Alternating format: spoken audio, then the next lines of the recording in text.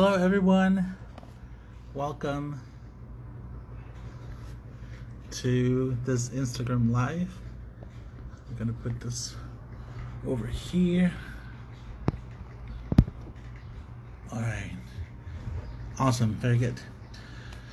Well, thank you, everyone. We're gonna start this Instagram Live. All right.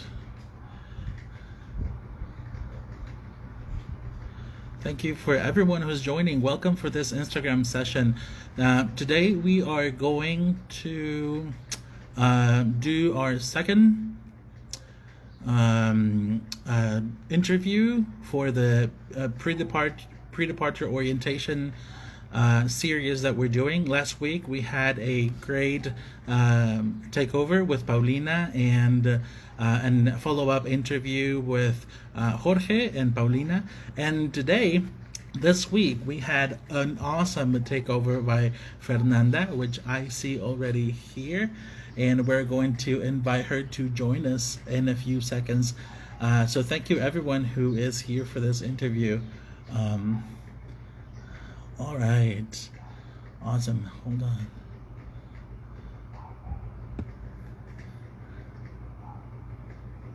Here we go.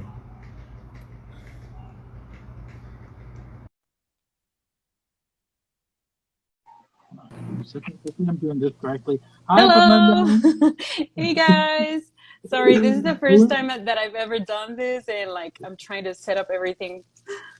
Hey, this Okay. is same for me. This is the first time I'm doing an Instagram Live too, but I'm Oh, yay! but I'm starting it. I think I participated also being interviewed before, but yeah. So this is the first time I'm starting and inviting people. So I was a little bit nervous too, but we're really happy to have you here, Fernanda. Thank you so much for taking the time to do this interview. Yeah, of course. I'm super happy that you guys invited me. I really appreciate what you do. I mean, putting all this information out there for people who want to come to the United States and study.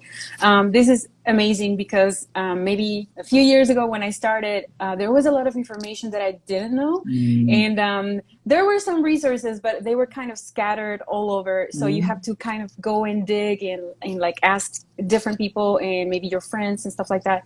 But having such a resource like Education USA with all this compilation of like, amazing ideas and information and even processes, I think this is amazing. So I'm really happy that you guys invited me. Thank you. Wow, thank you. I was going to do an intro, but you did it great, so I'm not going to do an intro now with music because you Sorry, did it great. No, that's great. Thank you. I stole your script. Sorry. I see that. But anyways, also, thank you so much for that great takeover.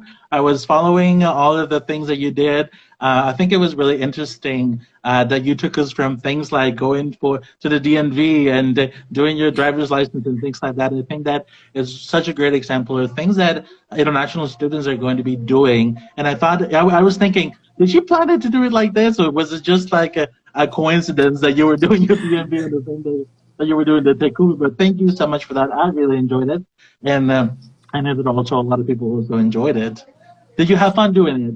Of course, yeah, I did have a lot of fun. Actually, I was a little nervous because so I had to renew my driver's license because I'm working for so I'm a geographer and I'm working for my department. I have an assistantship in which we have this project with Oklahoma Parks, and me as a geographer, we do a lot of work, software mapping in the lab, but we also Okay. have to come to different parks in Oklahoma to take GPS points and just to enter everything into the database. So I have to drive a lot, and my license was expired.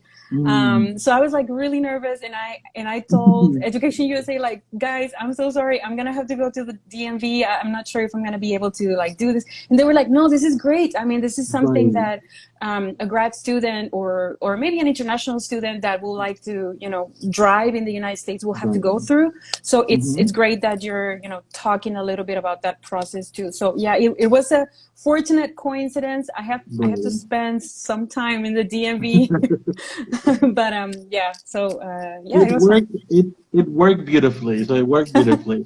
So for the ones Great. who missed your takeover, Could you, getting into the actual questions today, since we don't have that long of a time, and we do appreciate your time. So could you introduce yourself real quick? What does it mean to be Fernanda today? Where you're from? What are you doing? And what university you're at? For those that missed the great takeover that you did. Yeah, sure. Well, my name is Fernanda, and I'm Mexican. I am from Chihuahua, Mexico. My background is in international relations. I went to Monterrey Tech in Chihuahua, Mexico. I am not a rich person. My family is not rich. I always was, the little brainy student. I had a scholarship, and it was really, really a sacrifice for my family to, help get me through college. So I really appreciate that part. My education, the fundamentals was on the side of my family. I have a little daughter, which I had before I started my undergrad. So it took me a long time to finish my undergrad. It took me 7 years, but it was totally worth it. I was part-time student, part-time working, and then part-time mom. Had a lot of help from my family. Anyways, I finished my bachelor's in international studies in 2013, and throughout my undergrad, I was part of the musical company of Monterrey Tech, which is called Allegro. So this is a musical company on campus, and we were invited to perform here in Stillwater, Oklahoma, a couple of times. We've also been to UTEP, Texas, and some other parts in Chihuahua. But the thing is, I had a great connection with, in one of those trips, while being an undergrad, I had a great connection with the dean of the School of International Studies at the time, Dr. Henneberry. Actually, he was in my stories. I don't know if you remember. I visited him the other day, and actually I was talking about this experience, and I'll tell you more about that. But anyway, so he was like, hey, you know what? You're about to finish your undergrad. There are going to be some openings for the Masters in International Studies. We think that you would be a strong candidate because he kind of did a little of, research about me, and he's like, well, I know you have the GPA. I know you're participating in all these cultural activities, and you would be a strong applicant. So start building your application. I was super excited at the time, but then I was like, okay, how am I going to do this? Because my daughter, she was 7 at the time. So I was like, I'm not going to go anywhere without my daughter. And I told this to Dr. Henneberry. I was like, Doctor, I'm really concerned because I do want to take this opportunity, but I need to make sure that I can take my family with me, my daughter. And he was like, yeah, no worries. So you're going to be an F1 student, which is a graduate student, and you can start an application for a dependent, which is an F2 visa for your daughter. So an F2 visa is a wonderful thing because it means that people who are married can bring their spouse, people who have children can bring their children, and basically they can join you and be with you throughout your studies. And for instance, the children, they will go to school. You don't have to pay for school because it's a public school system, and it is a very good school. So it was great. Of course, it's a little bit of, you have to do the double forms, invest a little more money in like visa and passport and all that kind of thing. But it was totally worth it because my daughter really took that experience. She loves American culture, and also she loves Mexican culture, but now she speaks, she's bilingual, she's bicultural at this time. I mean, we've been here for 7 years now, so she's already kind of like, she has this dual culture in which she identifies as both. Anyway, so knowing that I could bring my daughter, I started the application, I did it, and I got an assistantship in the School of International Studies. So during my first 2 years, when I was completing my master's, I was hired by Study Abroad, which is international programs on campus. We gave counseling to a lot of students who wanted to go abroad, and also received international students from, China, Mexico, Portugal, anywhere in the world. OSU, as a lot of other American universities, OSU does a very good job at kind of networking with other universities in the world. And they do partnerships in which students can go abroad for a semester or an academic year. And depending on where they go, your academic semester abroad could be potentially cheaper than what you're paying here in the United States. So this is a great resource, and I love, you know, this idea of going abroad. I try to like instill it to my daughter, like, you are gonna go abroad, you're gonna, you know, get this other cultural experience. So yeah, that's Since what you're I talking did. about that, sorry, can I interrupt? So that is one of the things that I think international students don't really think about when they're going to the United States, is that there's also opportunities for them to do those kind of things. That as an international student, I can also be part of studying abroad, since I'm already doing a study abroad. But yeah, have you done any programs like that, or have you ever been interested in doing something like that? Well, I haven't. You can say that this last 7 years are my time abroad. Yeah, um, exactly. but yeah, other than that, it's been kind of hard because I have my daughter. I wouldn't leave Mm, her, you know, for any period of I time, and see. it would be complicated to take her with me. But I know other students who are, you know, doing their PhD or masters. They can go abroad. Like my friend, she went to France for a semester. Mhm. We have different, you know, experiences, but if you're single, if no one depends on you, it's easier to plan for these things, and it's great Right, opportunity for networking. right. And I do want to go a little bit back to the idea, because I think you were in a very unique situation when you were planning on going to the United States, and you had well, you have a daughter, but at that time you said your daughter was 7 years old.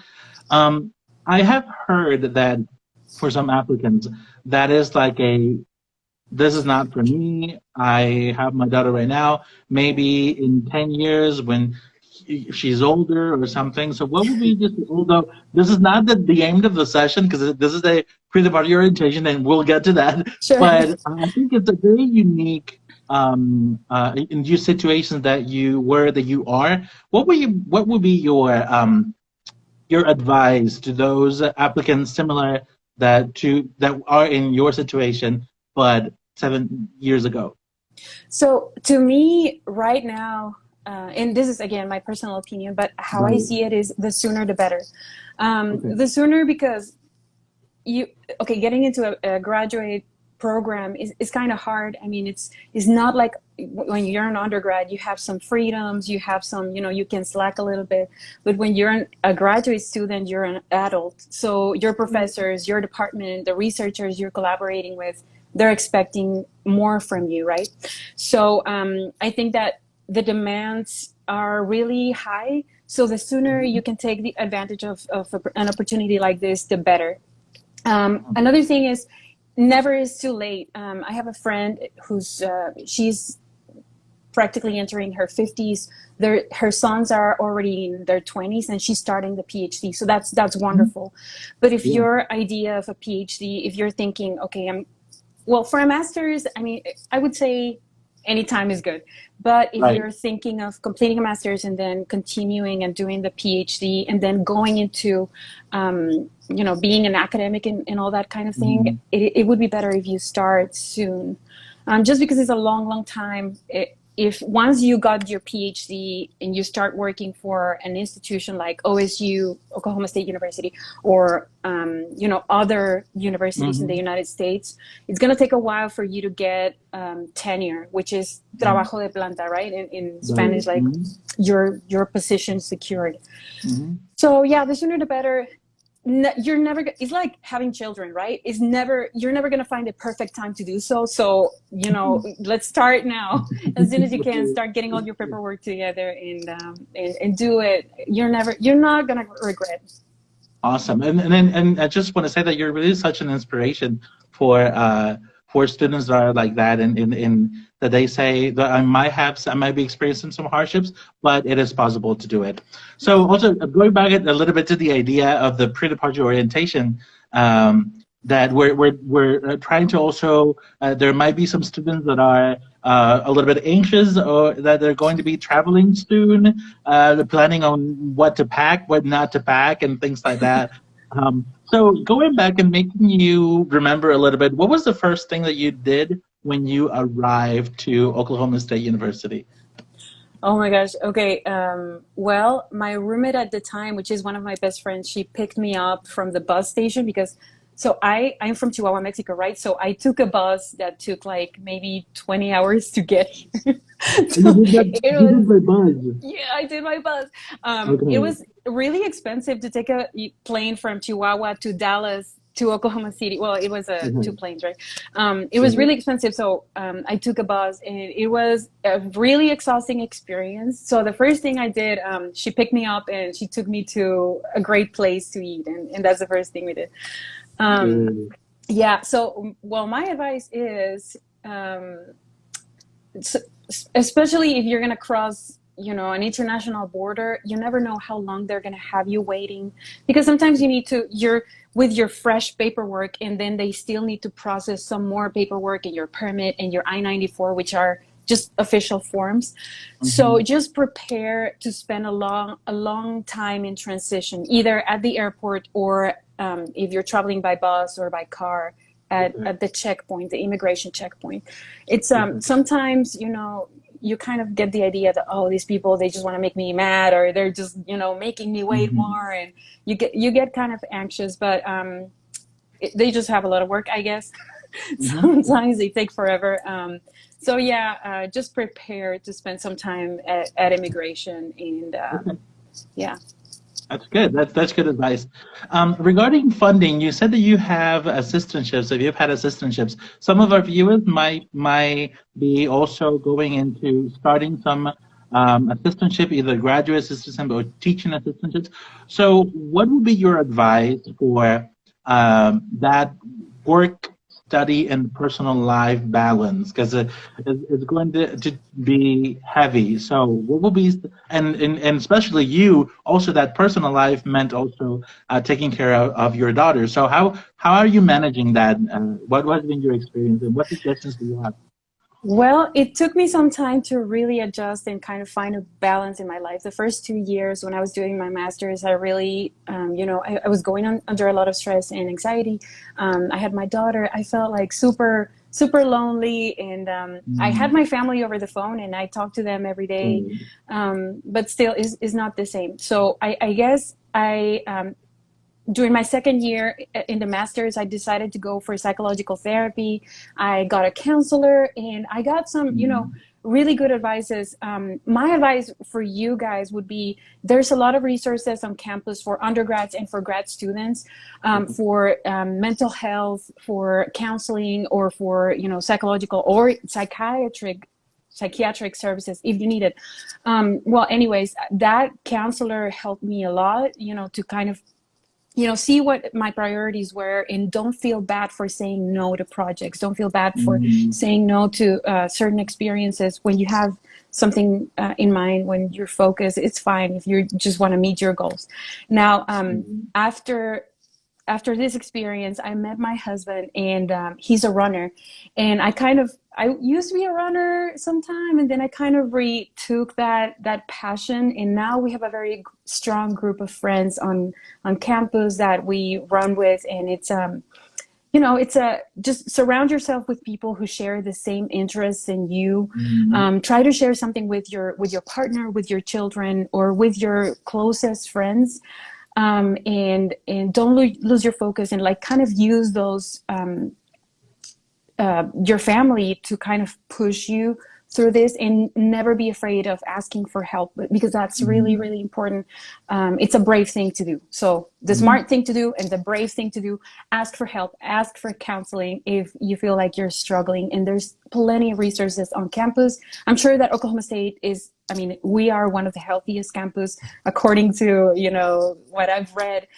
But I know that a lot of campuses in the United States are focusing on mental health for students. So That's such an important point. I think we overlook that when we're students. We're just like, oh, I need to push through, and I have my goals and all that. But I think and we do appreciate that you also bring that topic to the table, and which kind of feels like a good segue for my next question. That as a graduate student, what would be your suggestion for creating connections, like making new friends? Let's say I'm going to be starting my graduate program, and what would be some advice that you could give them, say, where to find new friends, how to go about and starting new relationships if I'm going to be new in a town, or I mean, again, like you said, coming from your very individual experience, but it could be very Sure. helpful. Yes, this is a great question. Well, my first advice would be participate in student organizations. There's plenty of organizations on campus. I think I mentioned during my takeover. There's organizations for cultural groups, for people of your ethnicity, people of your country, or from your region, like Latin American Student Association. I know you guys are there, and what was the other one? Hispanic Student Association. So there's always going to be, an association that belongs to your cultural group. So if you want to join them, join them. You're going to have someone who Mm, speaks your language at all times.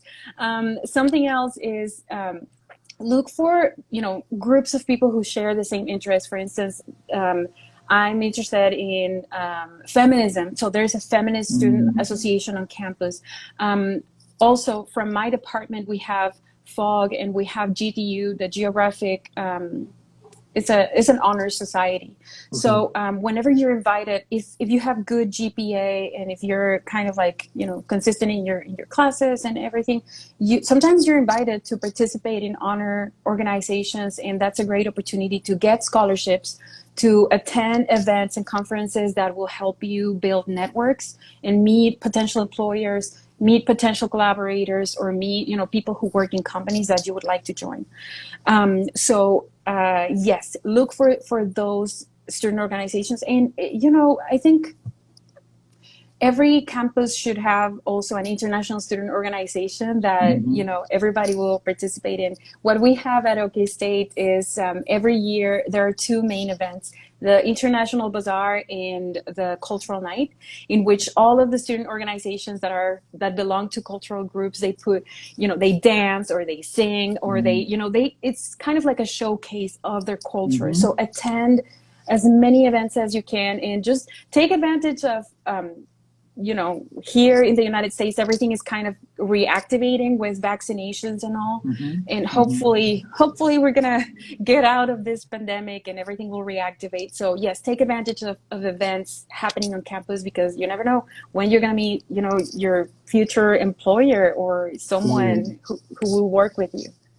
Yeah, I think that's a great point. I do, and I just to echo that you're saying events are a great place to meet people, to get some great food. Many times, food is a way that universities do to attract students. Yes. Many times it's going to be free. Sometimes it's going to be ridiculously cheap to get into like a very fancy dinner for international students or something. So, yeah, I just want to really reiterate what you were saying about going to events. Look at the poster boards everywhere, and you're going to see events happening all the time. So yeah, I also just wanted to second that. Yeah, very And very a cool. lot of professors, I don't know, well, now that I'm teaching undergrads, I give them extra points for attending events. So Mm, sometimes there's professors on campus that really want you to, just get involved in events. So look for those classes. You may get extra points right. for having fun.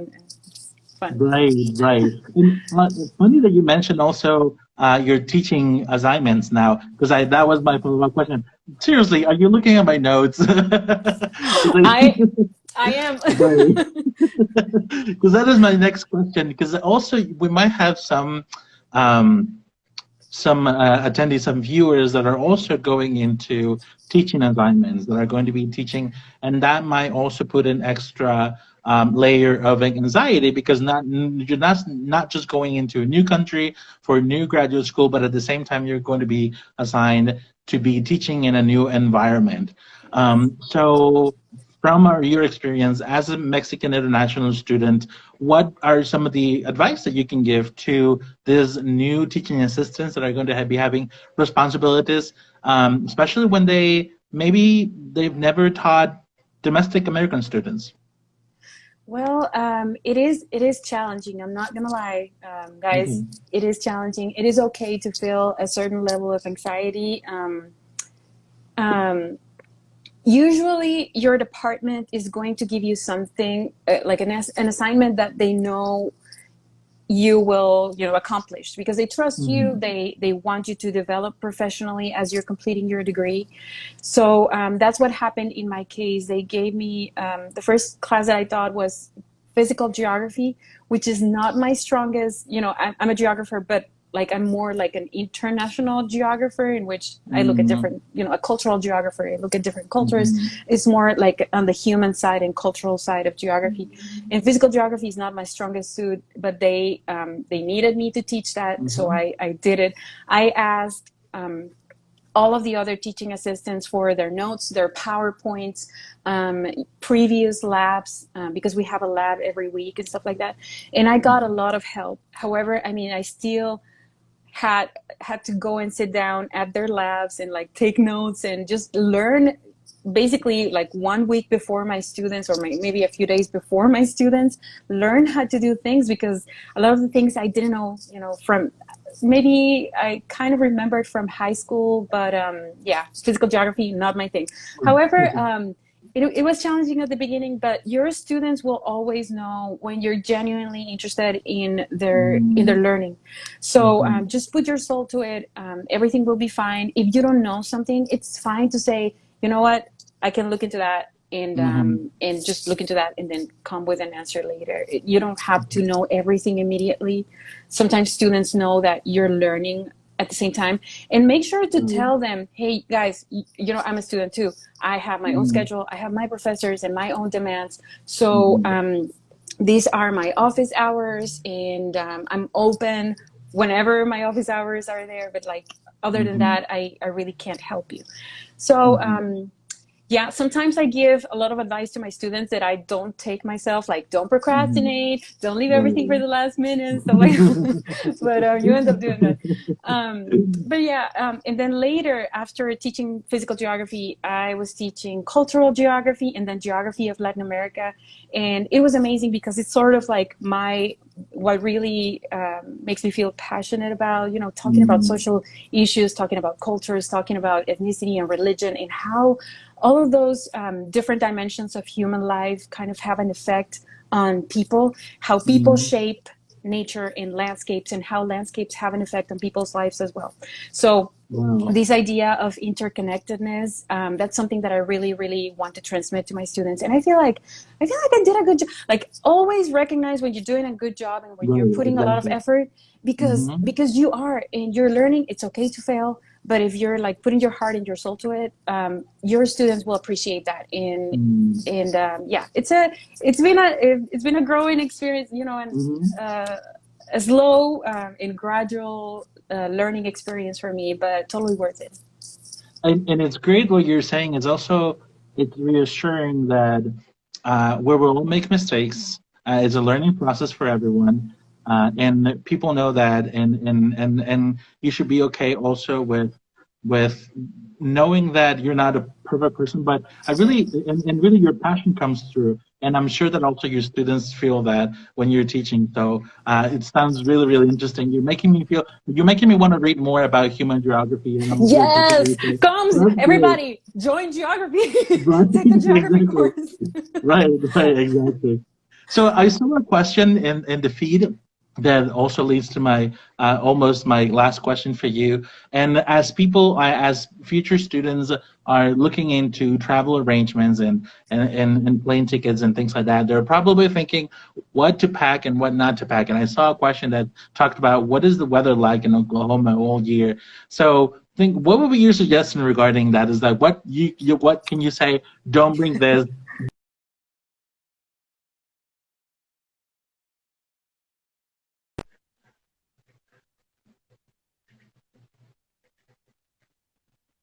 Yeah. Are you there? Yes. Yes, hi, Okay. sorry. No, no problem. I don't know We're what here. happened. Okay, so traveling, getting ready to go to a new place, getting ready for the weather. Right. That All of that failed for me in Oklahoma, because guys, okay, Oklahoma, um, it's a place where like we have very extreme weather. First of Okay. all, we have very hot summers, very cold winters. We have tornadoes. The weather is really humid. It's hot and humid, so it's kind of that kind of sticky, um, you Mhm. know, kind of sticky atmosphere that kind of, you know, gets into your skin and all that.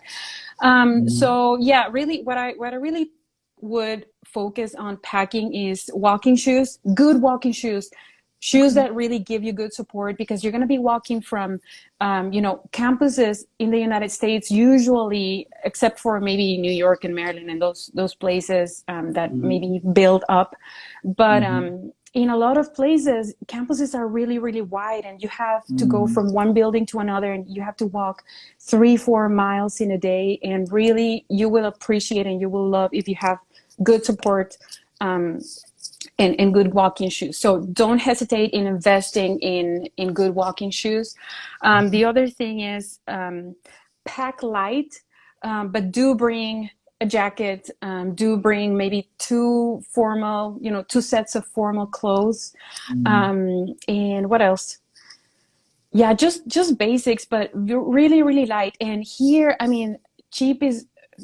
Clothes are really cheap in a lot of places, and sometimes when you're a new student and upcoming students, they receive a lot of, you know, freebies. They give you a lot of t-shirts, they give you a lot of stuff, and so you end up like accumulating a lot. So if you pack up light, you're not gonna regret, but do really focus on your walking shoes.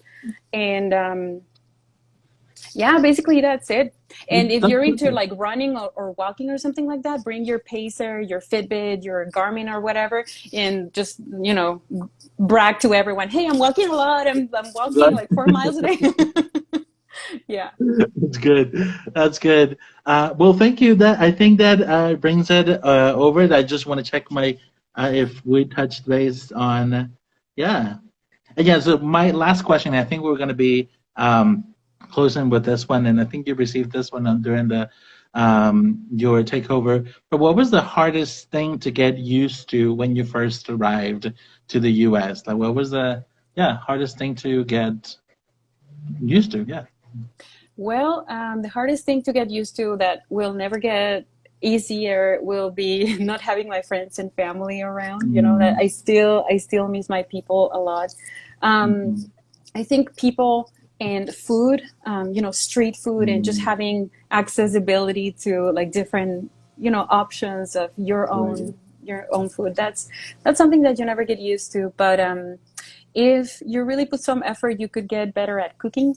So if you have a good app, or if like you have your aunts and uncles and your mom and like people who can help you make a little recipe book or something like that, do come prepared to cook, because you're not going to find good Mexican food easily. There are good places, and hopefully, you know, I wish that for you, that you have a good Mexican food place around you, but not all the times. And I think you will be also kind of expected to cook something. And like when you go to potlucks and when you go to different places, so I think I would second that idea. I was like, have like a recipe to go, that something that easily that you can do. But that's a great advice. You know, that's a good idea. And actually, yes, because there's a lot of so potlucks, for those of you who may not know, it's a party where you bring your own dish, and sometimes when you have a party, one of these parties with international students, everyone will bring a dish from their own country, and it's like super delicious. And you will look really bad if you just come with a bag of chips or something like that. It's like, no.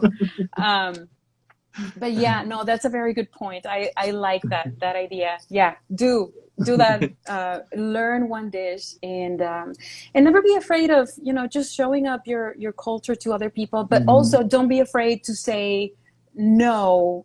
Mexicans are not like this. As you know, not all Americans are like this. Not all Chinese people is like this. Not all Mexicans are like this. Like every individual has their own personality, and there is a whole variation of, you know, customs and usages. And I always tell my friends who say, "Oh, how's Mexico like?" It's like we have a lot of Mexicos in one single Mexico. We're still, you know, going through some issues, you know, social issues that we're going to overcome, and we're looking for more equality and all that. And every place have their own traditions, their own customs, their own dances, their own stuff. So it's like, if I talk about Mexico, I'm going to talk about Chihuahua, Mexico, but there's many Mexicos that I still have to know. So just, you know, just let them know that it's okay to just explore and wonder, and don't stick to one single idea Great. of what a Mexican is. You Mm, know, it happened to me a lot that when I started here, when I started meeting people, I was kind of like trying to kind of tell everybody the basics of my culture, but that was mm, not necessary because a lot of people already were exposed to Mexican culture. So mhm. it's okay to bring your own, you know, oh, in my family we do this, in Right. my region we do this, and yeah, don't generalize and all that kind of thing. Right. But what was the question? Oh yeah, I think No, no, that's great. No, that like is great. I everywhere. got lost in your answer too because I was thinking that, yeah, I think we many times we become ambassadors of a whole country, but also making sure that you're saying, I'm talking from the perspective, like for example, I'm from Chiapas, and whenever I was asked, it's like, yes, my Mexico is southeast Mexico, right? But and this is what we do, and then you can get them familiar, and also international education.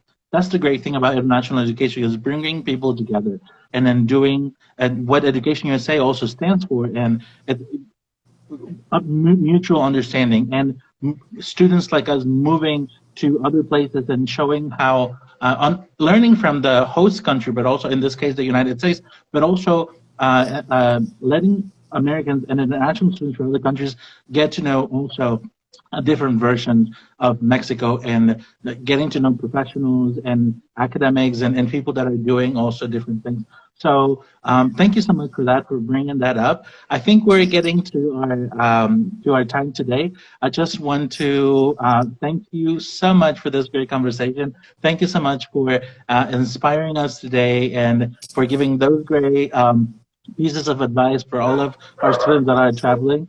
And well, yeah, I don't know if you have any final suggestions, any final thoughts, anything that you want to share before we say goodbye. Well, you are very welcome. Thank you so much for inviting me again. And to any of you guys, if you have any questions or if you wanna, you know, add me on Instagram and send me a message, and you know, if we can connect, and yeah, just let me know if you have any questions or comments or anything, and I'm more than willing to answer or to tell you in my experience how was certain process. Oh, for instance, the other day, one of the one girl who watched my stories, she sent me a message. She told me about her little child. She's planning to bring her to the United States too, and she's applying to a program. So I was like, sure, this is what I did. I went to this, you know, this office, and I did this, I did that. So Exactly. yes, I'm an open book.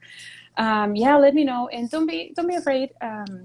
I know that there's a lot of stigma in many places in the United States about Mexicans and all that kind of thing. And we hear a lot of stuff from the United States. And trust me, Mhm, once you are abroad, you learn a lot from yourself.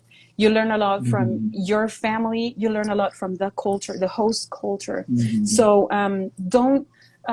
don't believe anything you hear. We can't generalize that all Americans are like this, all mhm, Mexicans are like this, because we're all, you know, different. So mhm. you know, be proud of who you are. Come and bring your culture, and just have the experience of your life. It's going to be totally worth it, and we're here to help, right? Yes, thank you so much. That was a great closing statement. And thank you everyone for joining. Well, this is going to be a recording also in our Instagram account. And thank you everyone for being here. Fernanda, thank you so much again. Have a great rest of your Sure. Thank evening. you. Bye, And guys. Oh, bye to my friends goodbye. who are looking at me. Hola, mama. See Bye ya. bye. See ya.